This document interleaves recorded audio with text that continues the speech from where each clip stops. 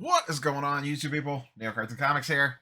Juan Soto is officially a Yankee. This trade happened shortly after I finished recording yesterday's video, and I even joked in that video about using Soto's prices as an example and how when he gets traded, the market's going to shift this, that, the other thing. And boy, oh boy, it did not take long for one Mr. Soto's prices to spike up. I should disclose up front, I currently own I believe, two Juan Soto rookie cards. I have a PSA 10 rainbow foil that I bought at the Philly show last year, and I have a Bowman's Best rookie auto PSA 10 on card that I have had for quite a while now. So, because we'll be talking about both those cards in this video. But Soto's off to the Yankees. He's going to pair up with Judge and Volpe and the rest of the squad over there. And we'll see what happens from there, because he is a free agent technically at the end of the year, though I can't imagine the Yankees are going to let him walk away. Unfortunately, Jason Dominguez will probably miss a decent portion of the season with the Tommy John surgery. We'll see when he gets back into the swing of things. But the Yankees are loaded back up again. Their pitching staff seems a little sus, but on the offensive end, they should be a terror. Soto's card prices have gone absolutely wild in the last day. Since this trade went down, leading up to it, they were already starting to move, and then it actually happened, and they jumped again. Topps wasted no time. We already have a Topps Now card on the market. When you are all watching this video, depending on when you're watching this may or may not still be available. First thing in the morning, it will be. I am recording at 7 p.m. Eastern Standard Time, and there is just under 21 hours left on this.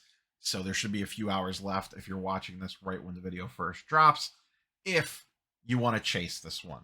I'm debating this one. I don't think I am most likely going to get it. If Beckett had reasonable turnaround times at a reasonable price, I would maybe shoot my shot, but I just don't know if I feel like dealing with Beckett's shenanigans to send something in on a regular order at $18 a card and get it back in God knows when. He might be a free agent by the time Beckett gets that sub back to me. I was looking on Blowout today to kind of get a feel for Beckett's grading, and it was forever at the cheapest tier. And I don't know that I want to pay $40 a card. And the reason why I'd want to use Beckett for this is because you actually can make a case for chasing black labels on Topps Now's cards. At worst, pristine 10s, but you can make a legitimate case for chasing black labels and pristine 10s on Beckett orders. So there is an angle there. It's risky, but it is something that is out there. That's not what this video is about. But Soto has been traded. He is off to the Yankees. Fun Topps Now card there, like we said. Let's look at some prices, and then I'll kind of talk about what I am thinking about doing with the two cards that I currently own. First up, these do lag a little bit. Most of these sales are in there. The rainbow foil has not moved as much yet. There has been some sales closer to the $400 value on that card that just aren't in market movers yet, because there is a little bit of a data delay there that they pick up fairly frequently. Let's just run down the board. They say you can't make money on base anymore. Well, PSA 10, $72. What did I run these? I think it was 2 weeks. Yeah, 2 weeks ago it was going for $70. It is now going for, it lists 130. It's actually come down a little bit because this is the problem with base. They flooded the market and everyone's undercutting each other. So I think when I looked at current active eBay listings as of time of recording, there was buy it nows up for like $115 to $120. So it's probably realistically more like about $100 or $110 card. The Topps update base paper went from 42 to 55. Not a huge jump there, 30%, but you're really not making any money on that. The pink refractor went from 315 to 376. That's a 20% increase. The rainbow foil, 300 to 330. That's a 10% increase, but there's actually been some sales a little more recently than that, pushing closer to that $400 number. It's basically in the same range as about the rainbow foil, about a 20% increase, give or take. So these are Soto's more common man cards. His rookie autos, he does not have a lot of them. There is a Topps Update one. It sells for astronomical sums of money. Something to do with the way that, when he got called up and the sets that he ended up in just made it so there was not a lot of rookie autos for Soto. That was part of the appeal of why I picked up the Bowman's Best rookie auto, because it was one of his fewer on cards. That card has spiked up as well. You could see back in, what is this, November, late November, 385 buy it now on a PSA 10. Here's one that went for 420 on bids. I actually bid on this card, and I just didn't go quite high enough. I didn't see this one pop up at 385. I actually probably would have been that. As of today, and you can see as we scroll into December here, December 6th, as the trade rumors were flying around, this one got binned for 600. This one went for, I don't know where exactly it ended up at. I think it was like 500 or 550.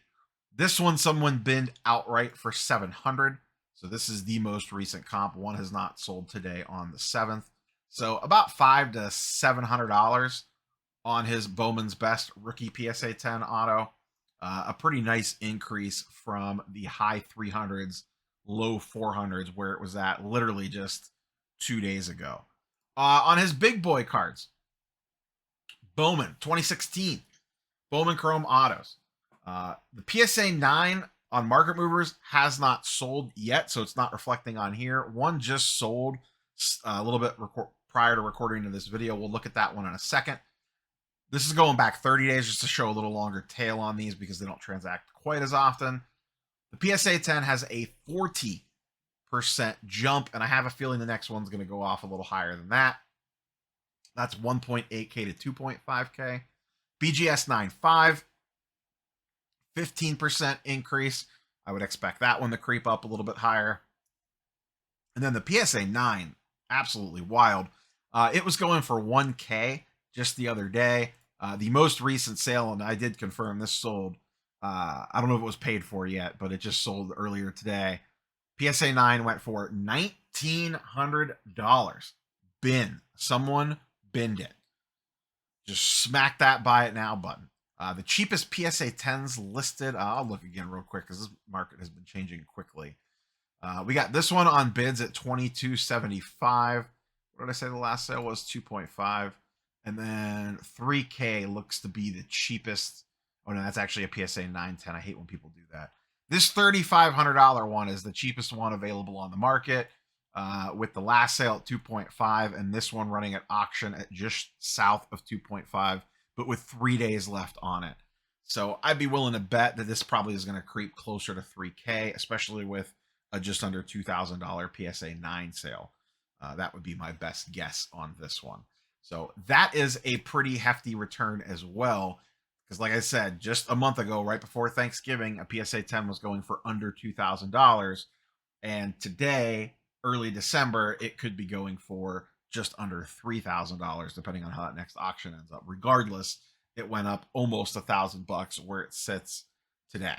So very nice increases across the board. If you have been hoarding Juan Soto, now is your time. If you want to get cute and hold in the season, you can. You can play all those games if you want. And there is a case to be made for that. Listen, Soto is an absolutely fantastic player. He has insane numbers already, and now he is off to the Yankees, out of San Diego, out of Petco Park, going to be in the same lineup with Aaron Judge, Giancarlo Stanton, even though he's aging quite a little bit. Volpe, like I said, Jason Dominguez, maybe, but probably not. I don't know what exactly his status is on when he's going to be back. But the Yankee lineup is very, very good. Padres lineup was very, very good too, but he had the Petco Park factor. And we'll see if he stays there as well. If he signs a mega deal next off season, or maybe even now, though I doubt that he probably will. He's a Boros client. His prices could spike again just based off of that. Now, the question is what happens once we get into the season and all that? Obviously, none of us have a crystal ball. We are all just guessing. The play here would be, in my opinion, if you have a couple Sotos floating around, pick the ones that you want to get rid of now, take your profits, or maybe get back to even or lessen your losses if you bought in a while ago. Get out of what do you want to get out of, and then maybe hold one or two special ones to the side and save those if you want to make a run at something in season. That would be how I'd play it. That's probably how I'm going to end up playing it. I will probably look to move off my rainbow foil, I think, and keep the rookie auto. I do really believe in Soto. I've always wanted a Bowman Chrome auto of Soto for the longest time. I probably pissed around too much and missed my window on this one. I probably should have picked one up over the early parts of the winter. Is what it is. So I think I'm going to hang on to the rookie auto because I do really believe in the player. I hate my only hesitancy here, and this is where the fandom comes in, and this is part of it. We get all wrapped up in the transactional nature of some of this stuff sometimes, but I can't stand the Yankees. I hate the Yankees, so it's just gonna suck to have to root for a Yankees player to do well. That's just not wired into my DNA. And I would be lying if I said that was not playing a factor in this. If I got a strong offer on the Bowman's Best auto, I would consider moving it. But as of right now, I think I'm going to continue to roll with it. The rainbow foil, though, I think I'm going to move. I'm going to take them both. I have a local show this weekend on Saturday in Canton. I'll probably take them both to that show and see if maybe I'll run into something that I could potentially use it as trade bait for. I don't know. We'll see, but that's kind of how I'm going to end up playing it. I also got to double check my inventory, but I am pretty sure those are the only two that I own. This is where we get back to the old buying multiples of something gives you options, because then you don't feel as bad letting something go if you have another one that you can kind of carry forward and have the fun. Remember, this is supposed to be fun, folks, and there is some fun in being right and having the player's card when they get in the season and when they absolutely crush. On occasion, that does happen. Not often, but on occasion, it does happen, and it feels pretty damn good to be smarter than the next guy because you made the play to acquire the card and you held it. However, if you buy multiples, it makes the selling decision easier. People always get scared to sell. They're afraid they're not maxing out the value and that he is going to go off or she is going to go off, whatever, or the next character is going to take off, whatever the case might be, whether you're in cards, comics, non-sports. And people get locked up by that because they're afraid they're leaving money on the table. Whereas if you have 2, 3, 4, 5 cards of the player, you can sit down, figure out what you want to do, sell off a handful of them now while the market's ridiculously hot and everyone wants to buy. And then you get to reap those rewards, reduce your cost basis on the other stuff, and keep one or two. Maybe you keep one really nice card and keep one just kind of medium card. Maybe it speaks to you, whatever. And then you can have fun riding those out. And if it doesn't work out, you took profits on the other stuff. So it kind of sets you up that it doesn't hurt as bad if the player completely tanks. And then if they go to the moon, you could still say, hey, I made money back then. Cool. That freed up cash for me to do other things. And I still have 1 or 2 cards left that I can maximize the value again. So that's generally how I like to play it if I truly, truly believe in a player. With Soto, I have 2 of his cards. So I got to sit down and come up with a game plan. But I think that's my lean, is to let the rainbow foil walk and hang on to the auto, even though I could make a better profit margin on the auto. If I'm going to ride or die with one long term, I would rather ride or die with the rookie on-card auto because of Soto's unique nature. There's just not as many of those in existence as you typically see. He's in a handful of sets, don't get me wrong. It's not like they're completely myths, but there's just not a ton of his rookie autos compared to a lot of other players, in my opinion. That is all I have for you boys and girls today. If you have bags and bags of Juan Soto, what are you doing? Are you selling? Have you already sold? Are you reaping the rewards already? Or are you saying, he's got a ways to go, it's time to buy, baby, get me in there, and you're feeding into the FOMO of this deal? Let me know in the comments down below. We will catch you boys and girls on the next one. Peace.